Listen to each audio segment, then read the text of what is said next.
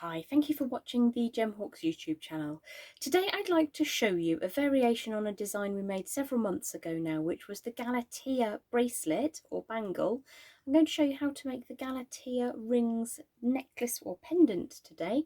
So there's one variation. This is in beautiful prehnite, and there's a slightly dinkier one, both in raw copper. I'm going to show you with raw copper today. It's just 2 gauges of wire and it's nothing overly complicated. Very achievable, even for absolute beginners to jewellery making. So if you'd like to join me down at the board, I will talk to you a little bit more about the materials that we're using today. So this is what we're looking to create, and it's just 2 gauges of wire that we'll be using. The main centre is going to be 1mm or 18 gauge wire, and we're using around about 12 inches. And to create these little Galatea type rings around the outside, we're going to be using 0.8mm or 20 gauge. Now I've cut a good 2 foot or 24 inches, 60 centimetres of that finer gauge wire. As I say, that's 0.8 20 gauge, and we'll see how much of that we use, because I don't think we need quite that much, but it's always best to have an excess. So this is the Galatea bracelet that we made several months ago now, but I wanted to make a variation to wear on the neckline so you can have kind of a suite of jewellery. I'm just going to take those off because otherwise they'll be quite noisy, but if you wish to make those, there is a YouTube tutorial available for them, and I'll just pop that up at the top and you can take a peek if you wish to have a go at one of those. So what I've done is I've taken some small 6mm faceted beads. Sorry, let me just move that out of the way a second. And I've threaded them onto my pre-warmed 1mm or 18 gauge wire. So that's just had a little bit of warmth put through it, and what I'm going to do is just turn those ends over ever so slightly so that our beads don't escape whilst we're working. So this is the type of design that we're looking to make. Now, to get this to sit beautifully, I'm always going to be using an odd number of beads. So I've got 9 of these are 10mm, and then I have used on this one just 7 of the 6mm prehnites. I'm working with 6mm. They're actually just purple dyed jade, but they're really very pretty, and it goes quite nicely with the raw copper wire that I've chosen to work with today. So I'll just pop these up in the corner for reference, and we'll get moving. So it's a very similar technique to how we worked on the Galatea bracelet. What we're going to do is grab hold of the 0.8 or 20 gauge wire, and what we're going to do is start about 1/3 from the end here, and I'm just going to gently loop around, not completely at the end but near enough, and I'm going to do a couple of spins with that around the end, and I'm just getting that nice and firmly together. I'm going to grab my bent chain nose pliers now and just tighten those coils up so that they sit neatly. What we're going to do is off in our first bead. So because I'm right dominant, I'm just going to flip the design over like so. Now I've got my end piece, which is still quite fluid. I'm going to hold that around about 1/3 in from the end. I'm going to drop in the first bead against that. Now jade is reasonably sturdy, so that's not going to be an issue. Put those other beads out of the way for a moment. Now my finer gauge, which is 0.8 in this case, or 20 gauge wire, is coming over the top. And I'm just going to support underneath that bead on the core wire and draw the long tail around underneath the core. So we've started on top and we're coming underneath, and we're going to spin all the way around 1.5 times, like so, so that that wire continues along. It's come over the top all the way around and continuing underneath. So pull the next bead into position. Again, I'm going to support underneath to stop the core wire from getting too out of shape. The wire is coming around the outside from underneath to over the top, and I'm going to push that against the bead and then over the top and continuing along in the same direction. Now if that's lifted up a little bit for you, you can very gently just get that to sit down. What we're looking to do is to protect our gemstones. So we're going to go all the way along from the top to underneath, spin around, and then from underneath to over the top. So you're always switching, but you're always having at least one good circle around the core wire. And what you're doing there is trapping the beads into position.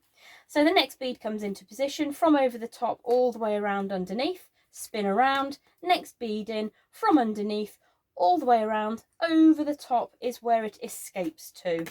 So this is always going to work in the same kind of rotation. Let's bring those last 3 beads into position from over the top all the way around underneath. Next bead slots in from underneath all the way around over the top. So you're just switching from one to the other, and now we have the last bead coming into position. So from over the top all the way around underneath, we're going to spin all the way around exactly as we were before until we get to that last section. And then, because as I say, I'm right dominant, I'm going to switch over. So you can see my wire is starting on the top of the core wire, so we're not going to change anything at all. We're going to go from the top to underneath. Again, I'm supporting the core under the beads, bring the wire around and pushing up from underneath with my hand here so that the wire sits neatly. And I'm just going to sit on top of the other pre-existing wire gauge and draw that all the way around one time. So it's come from the top to underneath, starting underneath. So that's going to come all the way over the top. So you're just going to whiz through this really quickly. You're just switching from underneath to on the top. Pull that out the way if it gets on your nerves. Underneath to on the top. From on the top to underneath. And because you pre-warmed your 0.8 or 20 gauge wire, this shouldn't cause you too much problem to create lovely smooth shapes. Now, as we come towards the end, you can see that we've got plenty of wire left over. So I would hazard a guess and say 14 inches is probably going to be plenty for this design. So the first thing I'm going to do is trim away the excess at the beginning point. Get that to sit nice and smoothly. Give that a bit of a squeeze and turn it around so that it does sit flat, like so. And then because we started on the top, the wire follows all the way around. And we're just going to chase over the top an extra turn so that we can make a nice, neat end to this design. So I'm going to trim away just a little bit of excess so I can take that tail underneath and tuck it out of the way. So I'm not going to show you a full bail demonstration today because I feel like I'm always showing you how to make bails. You can work that one out from using any of the other videos that I've uploaded recently, including the latest tree tutorial video, which had a full detail on how to create a unique bail. So what I am going to do is just show you how to finish off the design and draw the edges up ready to create that bail. So I'm just going to put my excess wire out of the way so it doesn't get hung up on anything. And because we pre-warmed the wire before we turned those ends over, they should be nice and ready to just come back into use. Make sure you don't snag yourself. That can be quite sharp. Dependent on the type of cutters that you use, that can actually go into your skin and cause you a little bit of an issue. So there we have the Galatea design, all ready to be formed. Now, genuine gemstones can be fragile, even the tough stuff. So what I tend to do is just make sure that I'm happy with the spacing, because at this stage, before we've shaped the core wire, got a little bit of flexibility and you can move those beads apart slightly if you need to. So all I'm doing is just making sure that I'm happy with how those beads are sitting inside their Galatea rings. So I'm going to start around the center point of the design, which will become the bottom center. Now, the reason I said earlier about using odd numbers is because when you use even numbers, you end up with 2 side by side at the bottom, and it's just slightly less attractive to the eye. So from an aesthetic point of view, I will always use an odd number of beads, which you can then balance at the top with swirls if you desire.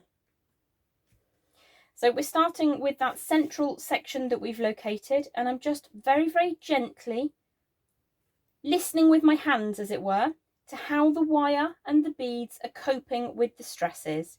You wouldn't want to use very soft gemstones with this design.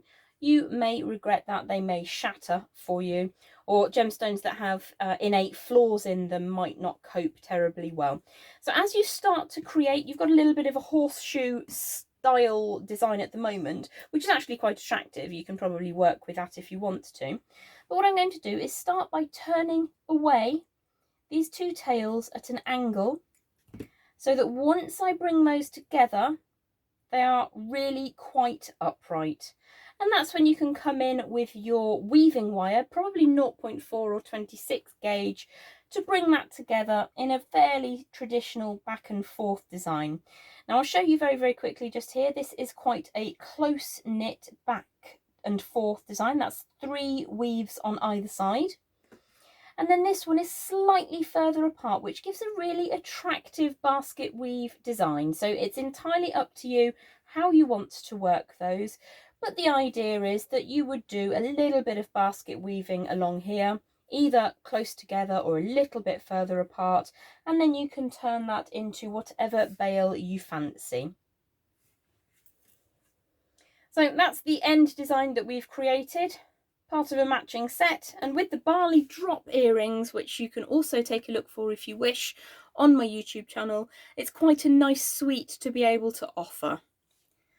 So that's the Galatea pendant. I hope you enjoy that as much as I do.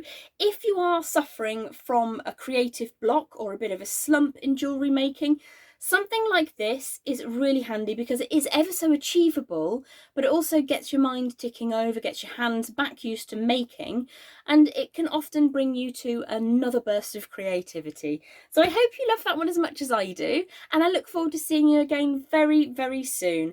Do take care. I'm Gem Hawks. I look forward to seeing you again. Bye for now.